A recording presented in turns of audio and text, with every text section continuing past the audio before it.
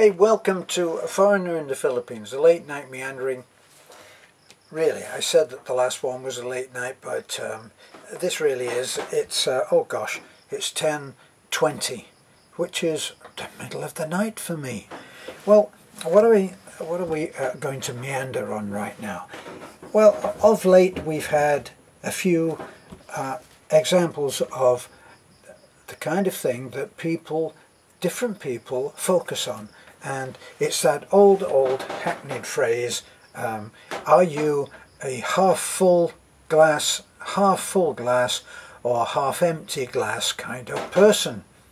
Well, of course, if you talk to someone who is proudly pessimistic, he'll tell you that he's a realist. Well, that may be. Is what you focus on reality? Well, actually it is, but I think it's only your reality. If I'm talking in this particular instance with the pessimist who is a realist, well, it's your reality, but it's not everybody else's reality. That's in my reality. So why would we set out in the first place to have a feel-good channel? And it's a subject that comes out from time to time, and every time it's a different look at it, okay? So we're focusing on the good, and why would we do that? Well, I can remember that I saw a movie a long time ago, many years ago, and it was called Straw Dogs, and it was all about killing and rape and all that good stuff, you know, all of that exciting stuff that we get rammed down our throats if we are willing to step inside the theatre and not step the hell out of it when we find out what kind of a movie it is. Well, I didn't step the hell out of it, and I stayed and I watched it through with my face pressed up against the back of the seat. And it made me focus on all that is bad about mankind for a few days. And after a few days of this, I thought, I'm not going through this again. And after that, if I had prior warning that something was all blood and guts and without any real historical or geographical validity for me. I mean, I'll look at something that was based on World War II, because World War II actually happened, and it is a historically important fact. I don't want to watch people being blown apart, of course, but anyway, it's an important thing to know about, and there are some unpleasant things there which must be faced. But the other stuff that comes out of the mind of someone and smacks of a certain look at life, I elect that to be passable, meaning I'm going to pass on it, okay? So, getting back to our feel-good channel, we said, Beth and I, we said, why don't we have something that focuses on how good things are? Boy, there are so many great things out there. There are so many wonderful people out there. There are so many happy, smiling faces that need to be inspired to continue to be happy, smiling faces.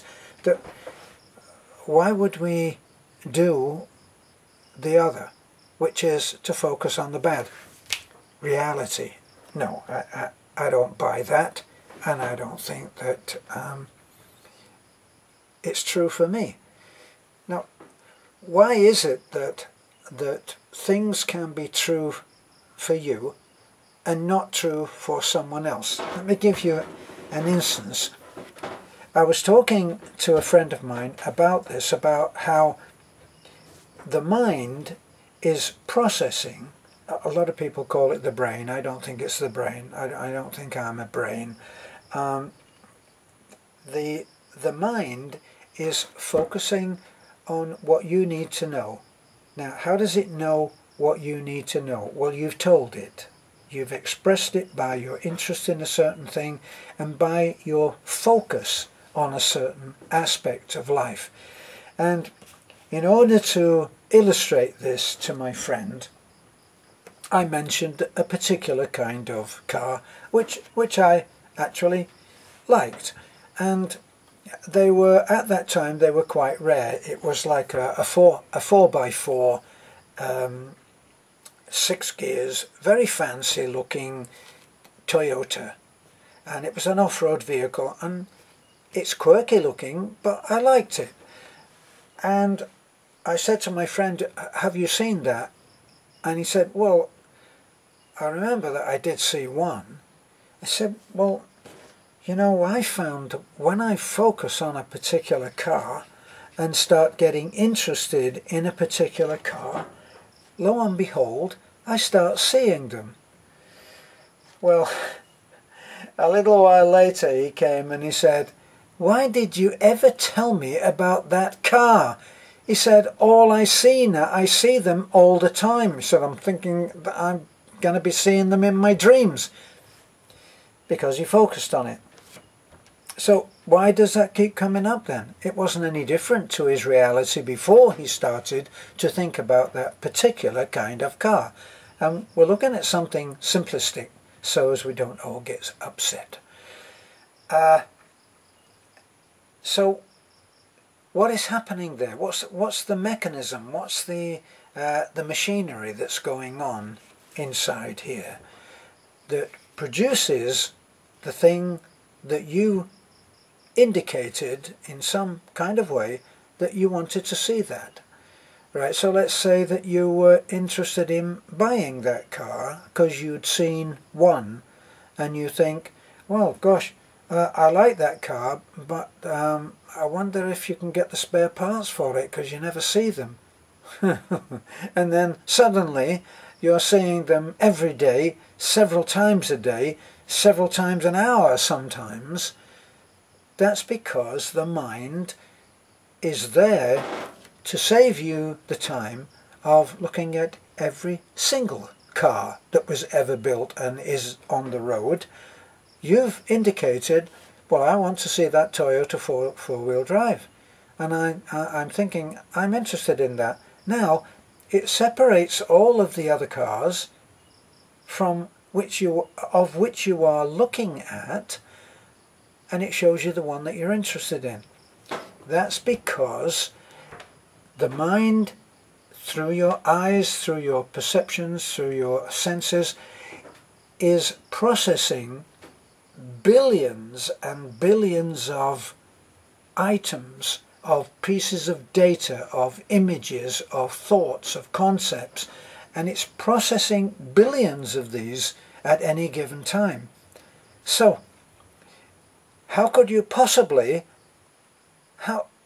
you couldn't possibly sit there and process all of this information. So you have a filing clerk, and a filing clerk does the censoring of what is available.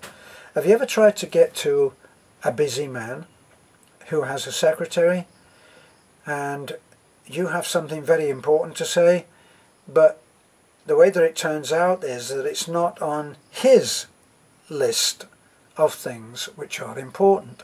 You haven't got to him yet, you haven't made the sale, okay? So you make your attempt to get to him. Oh yeah. Who you got to go to? You got to go through his secretary. That's rather an unfortunate way of describing it, but you've got to talk to his secretary, and you've got to convince her. Now, she or he is just a secretary, and they may not have all the savvy of the big man himself, yet you have to convince him or her that you are important enough to get through. And if you do a good job of selling, then you'll get through. That's what your mind is doing. It's a simplistic way of describing what your mind is doing. It's any time that you take up any kind of a new subject, it starts to filter out from all of the billions of pieces of data and information. It filters out what you are now interested in. If you're now looking at a house, suddenly, to buy that is, suddenly you'll start seeing houses all over. They'll be for sale, they'll be for rent, they'll be for demolition, they'll be for building. Houses, houses, houses, because you indicated that that's what you want to see. So it's now should be very clear to you that you actually, although it seems to be an unconscious thing, you actually have the choice of deciding what to focus on. Now, if you've got a load of stuff that you don't want to focus on, you may have bad habits, you may not want to focus on having another cigarette or another drink or another anything. You might want to stop doing that. The mind is not so good at this. You can't say to the mind, "No, I need your help. I want to stop thinking about this." It won't work. What you need to do is to give it something new to think about. And you can do this in a very simple mechanism. As soon as it comes up that you're focusing on apples, when you want to focus on oranges, every time the image of an apple comes up, you simply say, "No, orange. Should be orange." And you keep doing that, and that little transition will lock in and become a little habit, and eventually you'll get apple orange, instead of apple, apple, apple, apple, apple. See, you can retrain it. So it's better to give the mind the new thing that you want to think about in place of this old, say, bad habit. So you can decide what you want to focus on. Let me give you a little trick that I found. That sounds sneaky. It's not actually a trick. It's a little what can I say? It's a little solution that you might like to use for someone who is in the doldrums, who is unhappy, has suffered a great disappointment, and needs to be helped out. You need to reach down, grab them by the scruff of the neck and pull them up. And one way of doing this is to make them focus on something good. Now, most people, when you mention the lotto, will immediately start running with the idea that they're going to win or can win, or maybe they might win. And if you take your friend who is actually not doing so well, and he's a bit brought down or disappointed or anything, and you say to him, yeah, it's first of all you take his side of the story. Yes, boy, that must have been a huge disappointment, you know, when somebody knocked into your car, and boy, and you can't afford to get it repaired. Just imagine. But you know, I often think, this is your play acting.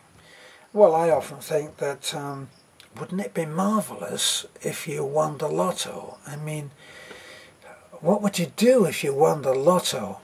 Hey, what about $100 million? Oh my God, $100 million. Now, you only have to say to him, well, I mean, what would you do with $100 million? I think that would be a big problem, don't you? No, I don't think it would be. I'd be damned happy about winning $100. $100 million, you should show me the way. Oh my God. Well, you're all innocent. Well, what would you do with it? I mean, tell me, educate me. Make me feel better about winning $100 million. And then he starts. Well, for a start, with $100 million, I put $25 million aside straight away and give it to the church, or give it to my favourite charity, or give it to my mother, or give it to my father, or give it to my brother, my favourite brother. I'd buy everybody a Volvo car. Everybody should have a Volvo car, let's face it. I'd buy everybody a Volvo car and a modest house. Well, what, really, a house? Well, what price for a house? I mean, gosh, it would depend where they live, wouldn't it? Some, you'd have to spend $250,000 on a house. $250,000, so what? I've got $100 million, you said.